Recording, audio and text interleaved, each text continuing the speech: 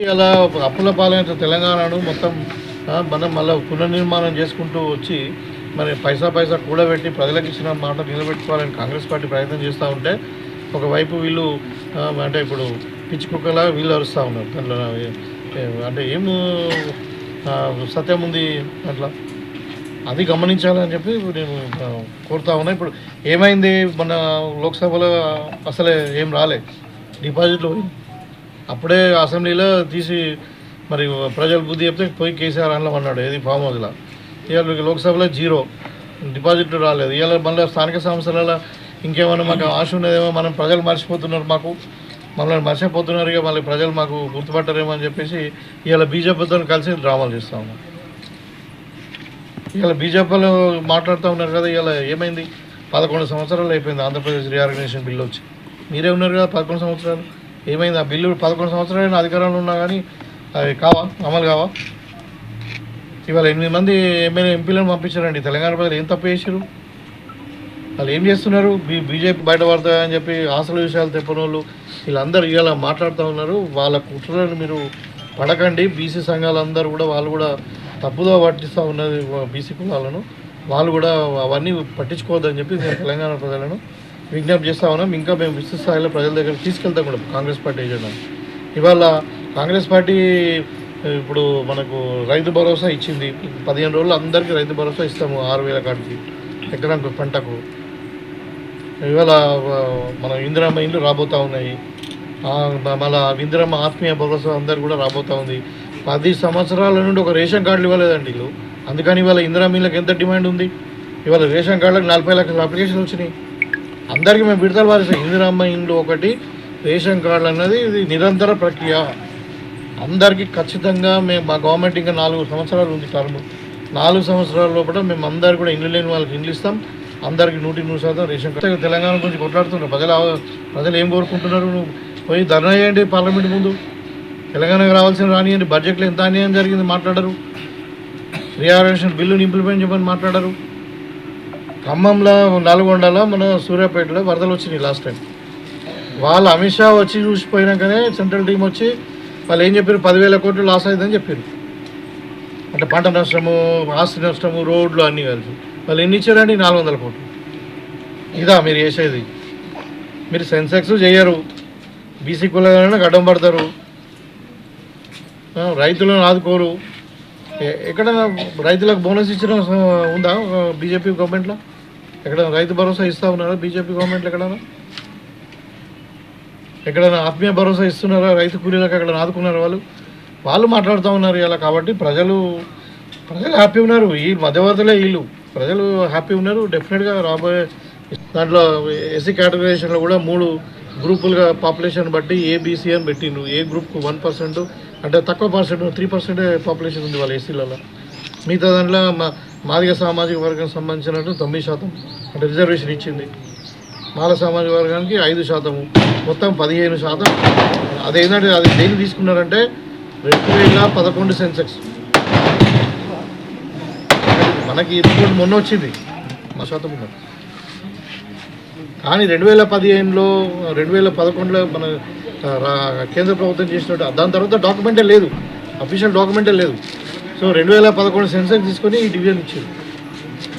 కాబట్టి అది కూడా అంటే 100% వాళ్ళ ఎకనామిక్ పరిస్థితి తీసుకొని, ఎంపెరికల్ డేటా అంతా తీసుకొని క్లియర్గా ఒక నిష్పక్షపాతంగా సుప్రీంకోర్టు గైడ్లైన్స్, ఏదైతే కోర్టు గైడ్లైన్స్ ఇచ్చి మన జడ్జిమెంట్ ఇచ్చిందో దాని ప్రకారం చేస్తాం. దాంట్లో కూడా ఏదో వీళ్ళ కాంగ్రెస్ వాళ్ళకి మంచి పేరు వస్తుందని చెప్పి దాంట్లో కూడా వీళ్ళు ఎట్లాగూ చేయలేదు. చేసిన దాని మీద ఇది. అందుకనే ప్రజలకు నేను కోరుకునేది ఏంటంటే కాంగ్రెస్ పార్టీ యొక్క చిత్తశుద్ధి, కాంగ్రెస్ పార్టీ యొక్క కమిట్మెంట్ను మీరు డౌట్ పట్టద్దు. ఇంత సైంటిఫిక్గా చేసినాం మేము. ఇంకా 3.1% ఎవరైతే పాల్గొనలేదో ఇప్పుడు పాల్గొనండి, మీకు అవకాశం ఉంది. అంటే ఈ లేనిపోని ప్రతిపక్షాలు పనికివాళ్ళ వాళ్ళు సెషన్లో కూడా ఈ 3.1% ఈ సర్వే మళ్ళీ రీసర్వే చేసాక ఫిబ్రవరి 28 వరకు ఈ డాక్యుమెంట్ కూడా దాంట్లో ఇంక్లూడ్ చేసేసి అవసరం ఉంటే మేము చట్టసభలో చట్టం చేస్తాం బీసీలకు 42% ఇవ్వడానికి అని చెప్పి కూడా ప్రభుత్వం క్లియర్గా చెప్తా ఉంది. ఇంకెక్కడ ఇంట్లో మోసం ఉంది? కాబట్టి బీసీలను మోసం చేసింది ఎవరు బీజేపీ వాళ్ళు మాట్లాడుతూ ఉన్నారు. ఇలా బండి సంజయ్ రాష్ట్ర ప్రెసిడెంట్ ఉండే, స్టేట్ ప్రెసిడెంట్, ఎవరు తీసేసారు బీసీని? తీసేసి ఇలా కిషన్ రెడ్డికి ఇచ్చుకున్నారు. అంటే వాళ్ళు కదా వేసింది. ఇవాళ కేసీఆర్ బిడ్డ వీళ్ళు బీసీ జపం ఎత్తుకుంటున్నారు. మరి వీళ్ళు అడుగుతా ఉన్నారు. తలసాని శ్రీనివాస్ యాదవ్ ఉన్నాడు, ఇవాళ పద్మరావు గౌడ్ ఉన్నాడు, తర్వాత కమలాకర్ ఉన్నారు. వీళ్ళంతా బీసీ సీనియర్ నాయకులు. ఒక్కొక్కళ్ళు 6 సార్లు ఎమ్మెల్యేలు అయినరు, 2 సార్లు మంత్రులు అయినరు. ఒక అతను పద్మరావు గౌడ్ డిప్యూటీ స్పీకర్ అయిన 76 లక్షలు అనుకున్నాడు. 3% ఎంత అవుతుంది? అది 11 లక్షల మంది ఎవరైతే పార్టిసిపేట్ చేయలేదో వాళ్ళందరూ కూడా మనం వీళ్ళ అవకాశం ఇస్తున్నాం. మళ్ళీ 16 తారీఖు 20 వీళ్ళు బీజేపీ వాళ్ళు, టీఆర్ఎస్ వాళ్ళు మాట్లాడే దాంట్లో ఏమాత్రం నిజం లేదు. ప్రజలను తప్పుదో పట్టిస్తూ ఉన్నారు. ఇక బీసీలను మోసం చేసింది వాళ్ళు. ఇవాళ కాంగ్రెస్ పార్టీ నిర్ణయం తీసుకునేది ఎజెండాలు పెట్టాం. 42% రిజర్వేషన్ మేము ఇస్తాము చెప్పినాం. ఎజెండాలు చెప్పినాం. దాని కొరకే ఇదంతా బీసీ సెన్సెక్స్ చేయడం కూడా ఇవాళ డాక్యుమెంట్ గవర్నమెంట్ యాక్సెప్ట్ చేసింది. అసెంబ్లీలో కూడా పెట్టినాం. ఇవాళ కోర్టులో కూడా మనం సింగిల్ మెన్ కమిషన్ కూడా దాన్ని అప్పచెప్పినాం. ఆ సింగిల్ మెన్ కమిషన్ కూడా మరి ఇవాళ కోర్టులో కూడా డాక్యుమెంట్ సబ్మిట్ చేస్తూ ఉంది. ఒకవేళ లీగల్గా పాసిబుల్ కాకుంటే, ఒకవేళ అంటే సుప్రీంకోర్టు గైడ్లైన్స్ ప్రకారము 50% మించి రిజర్వేషన్ ఉండద్దు అని ఏదైతే గైడ్లైన్ ఉందో, ఒకవేళ దాన్ని సర్పాస్ చేయడము పాసిబుల్ కాకుంటే మేము పార్టీ తరఫునైనా కానీ మేము 42% రిజర్వేషన్ ఇస్తామని చెప్పి సీఎం గారు అసెంబ్లీలో ప్రకటించడం జరిగింది. ఈ ప్రెసిడెంట్ కేసీఆర్ ఉంటాడు, 4 లీడర్ ఎల్ఓపి కేసీఆర్ ఉంటాడు. ఆయన అసెంబ్లీకి రాడు, ఇట్లా కూర్చొని జీతం తీసుకుంటాడు 4.5 లక్షలు. మరి ఎవరున్నారు ఫ్లోర్ లీడర్లు? వీళ్ళకి ఇవ్వచ్చు కదా, బీసీ నాయకులు ఉన్నారు కదా. అలా మాట్లాడితే అయ్యే మాట్లాడతారు, లేకుంటే కొడుకు మాట్లాడతారు, లేకుంటే అల్లుడే మాట్లాడతారు, కానీ వేరే మైక్ ఇవ్వరు. అట్లా వీళ్ళు బీసీల గురించి మాట్లాడుతున్నారు. ఇవాళ మేము ఇచ్చినాం బీసీలకు. మన నిజామాబాద్ ముద్దు బిడ్డనే మహేష్ కుమార్ గౌడ్ బీసీ బిడ్డ. ఇవాళ మేము రాష్ట్ర అధ్యక్ష పదవి ఇచ్చినాం, బీసీసీ అధ్యక్షుడు. మీరు ఇవ్వండి, అధికారం ఉన్నప్పుడు ఎట్లా చేయాలి ఇప్పుడు ఇవ్వండి. కేసీఆర్ తీసేసి ఒక బీసీ నాయకుడికి ఇవ్వండి, ఎట్లా ఎల్ఓపి ఇవ్వండి. అది లేదు కానీ చేసేవాడిని పట్టుకొని సర్వే తప్పు ఉంది, లేకుంటే ఇది ఉంది అది ఉందని మాట్లాడుతున్నాం. ఇవాళ ఎస్సీ కేటగరైజేషన్ కూడా ఇది ఇండియాలోనే చరిత్ర. వీళ్ళందరూ కూడా సుప్రీంకోర్టులో కొట్లాడుతూ కేసు పిటిషన్ వేస్తే రేవంత్ రెడ్డి గారు, మా ముఖ్యమంత్రి గారు, ఎప్పుడు సెన్సెక్స్ అయిందా? 2011లో అయింది. ఇవాళ ఎప్పుడు ఉన్నాం? 2024 ఉన్నాం. 25 సంవత్సరాలు, 15 సంవత్సరాల నుండి ఎందుకు సెన్సెక్స్ చేస్తలేరు? మీరు సెన్సెక్స్ ఎందుకు చేస్తలేరు? రెగ్యులర్గా అంటే రెగ్యులర్ ఫినామినానే 10 సంవత్సరాలకు ఒక జరిగే సెన్సెక్సే మీరు చేస్తలేరు. ఇక కులగణన అనేది అసలే చేయలేదు. అది ఎక్కడ ఏ ప్రభుత్వం చేయలేదు. ఇంతకుముందు ఏదో బీహార్లో కొంచెం చేసినారు, తర్వాత కొంచెం కర్ణాటకలో కొంచెం చేసినామన్నారు, కానీ నా డాక్యుమెంట్ కూడా అది బయటకు రాలేదు. సో ఈ విధంగా వాళ్ళు అసలు సర్వే చేయని వాళ్ళు, నార్మల్ సెన్సెక్స్ చేయని వాళ్ళు ఇలా మాట్లాడుతున్నారు. సర్వేలో పార్టిసిపేట్ చేయని వాళ్ళు కేసీఆర్ కేటీఆర్ లాంటి వాళ్ళు మాట్లాడుతున్నారు. ఇలా వాళ్ళు సర్వే చేసామని చెప్తున్నారు. ఆ డాక్యుమెంట్ బయట పెట్టేసి సీడ్లు కవర్లో పెట్టుకొని ఫామ్ హౌస్లో పెట్టుకుని వాళ్ళ కుటుంబానికి అది ఆ సర్వే రిపోర్టు తెలుసు, అది ప్రజలకు తెలియదు. దాన్ని బేస్ చేసుకొని మీరు మాట్లాడుతూ ఉంటే దానికి సైంటిఫిక్ ఏముంది? అది ప్రభుత్వం యాక్సెప్ట్ చేయలే, క్యాబినెట్ యాక్సెప్ట్ చేయలే. పరిమితం మంది వాళ్ళ కుటుంబంలో దాచిపెట్టుకున్నారు. వాళ్ళు పబ్లిక్ డాక్యుమెంట్గా చేయలే. వాళ్ళు ఏ వెబ్సైట్లో లేదు, గవర్నమెంట్ వెబ్సైట్స్ ఉంటాయి కదా, ఆ వెబ్సైట్లో లేదు. తర్వాత ఎక్కడ అసెంబ్లీలో పెట్టలేదు, క్యాబినెట్లో డిసిషన్ దాంట్లో యాక్సెప్ట్ చేయలేదు డేటా. ఇప్పుడు దాన్ని పట్టుకొని వాళ్ళు మేము చేసినప్పుడు బీసీలకు ఇంత వచ్చిందంటున్నారు. వాళ్ళ డేటా కూడా నేను చెప్తున్నా, అది మర్ర చిన్నారెడ్డి మానవ వనరులకు సంబంధించిన ఒక డేటాలో వాళ్ళది ఒకటి దొరికింది. అది దాంట్లోకి వెళ్ళి తీస్తే వాళ్ళు బీసీలో చూపిన జనాభా 51%, మేము చూపించింది ఎంత 56%. వాళ్ళు ఓసీల జనాభాలు చూపించింది 20%, మేము చూపించింది 16%. మరి ఎక్కడ ఓసీ జనాభా పెరిగింది, ఎక్కడ బీసీ జనాభా తగ్గింది?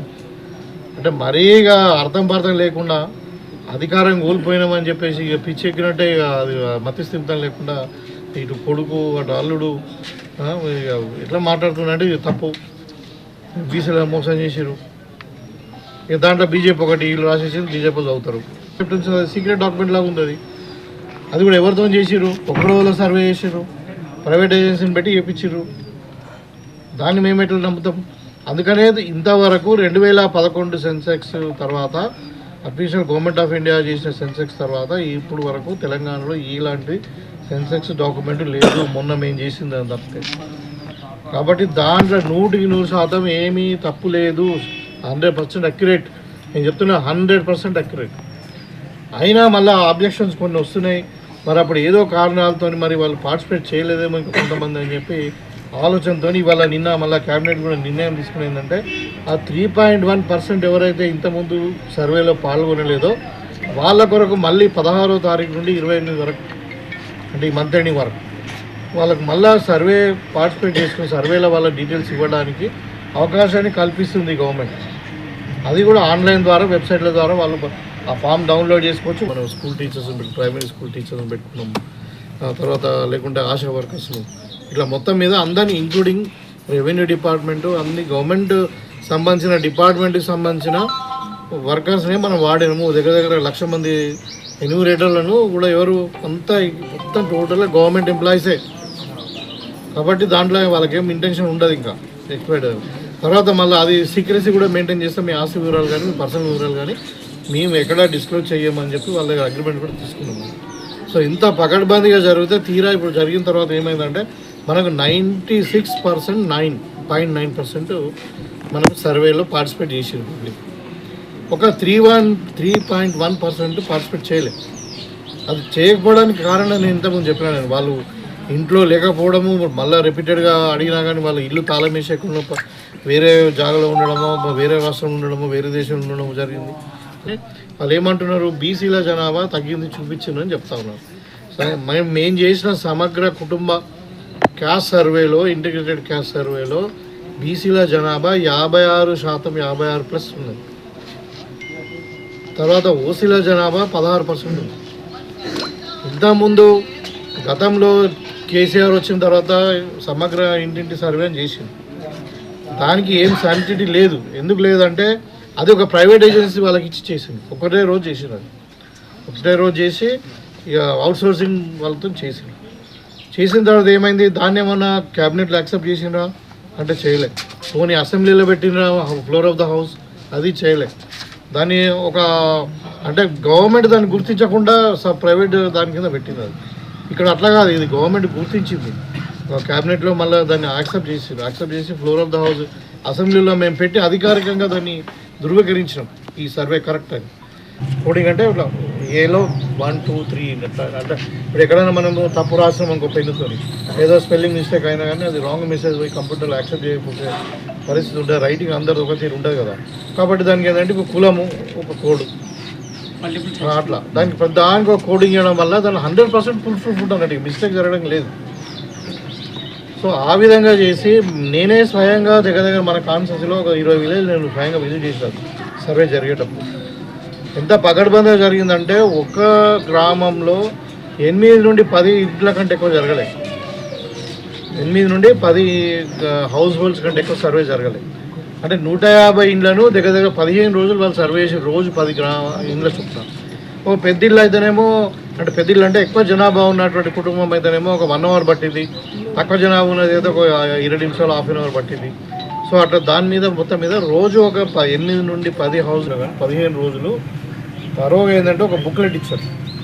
బుక్లెట్ ఇచ్చి దాంట్లో 75 ప్రశ్నలు అడిగిన తర్వాత ఆ ప్రశ్నలు కూడా అన్ని రంగాలకు సంబంధించినవి. తర్వాత ఇక్కడ ఏం చేశారంటే దీంట్లో ముఖ్యంగా ఈ ఎన్యూమరేటర్స్ పెట్టి మొత్తం ఒక దగ్గర 95,000 మంది ఎన్యూమరేటర్స్ పెట్టి మనకు 1,15,00,000 పైన హౌస్ హోల్డ్స్ ఉన్నాయి తెలంగాణ.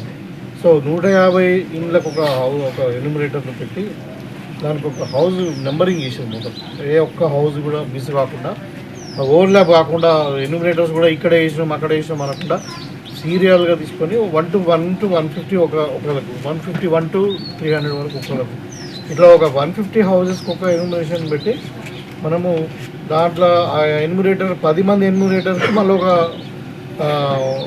ఆఫీసర్ని పెట్టాము, ఇన్ఛార్జ్ సూపర్వైజర్ పెట్టి వాళ్ళని మన మండలంలో మనం ఒక నోడల్ ఆఫీసర్గా ఎంఆర్ఓను, ఎంపీడీఓ. తర్వాత ఏమైంది దాంట్లో ఇప్పుడు కొంతమంది హౌస్ హోల్డ్స్ ఉన్నాయి కానీ ఇంట్లో మంది లేరు. వాళ్ళు ఎక్కడ వేరే రాష్ట్రానికో లేకుంటే వేరే దేశంలో ఉన్నారు. కాకపోతే కొంతమంది ఏం చేశారు, ఎస్పెషల్లీ హైదరాబాద్ పట్టణంలో జూబ్లీస్ లాంటి జాగాలలో ఏం చేశారంటే మేము నీ ఆస్తులు మేము ఎందుకు చెప్పాలా, మా వివరాలు మీకు ఎందుకు ఇవ్వాలా అని చెప్పి వాళ్ళు కోఆపరేట్ చేయకుండా వాళ్ళు ఈ ఎన్యూమరేటర్ రానివ్వలే. కొంతమంది ఏమో అసలు పార్టిసిపేట్ చేయలేదు, మాకు అవసరం లేదండి. దాంట్లో పార్టిసిపేట్ చేయని వాళ్ళు ఎవరెవరు ఉన్నారో మొన్న మాకు అసెంబ్లీలో కూడా మా ముఖ్యమంత్రి గారు కూడా చెప్పారు. కేసీఆర్ పార్టిసిపేట్ చేయలే, హరీష్ రావు పార్టిసిపేట్ చేయలే, కేటీఆర్ పార్టిసిపేట్ చేయాలి. వాళ్ళ ఇంట్లో ఒకటే ఒక కవిత పార్టిసిపేట్ చేసింది.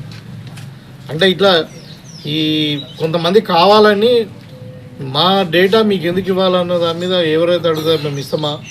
అది ఇక్కడ మీరు ఇంతకుముందు జరిగిన సర్వేకు ఈ సర్వేకు డిఫరెన్స్ ఏంటంటే ఇది ఓన్లీ గవర్నమెంట్ ఎంప్లాయీస్తో జరిగింది.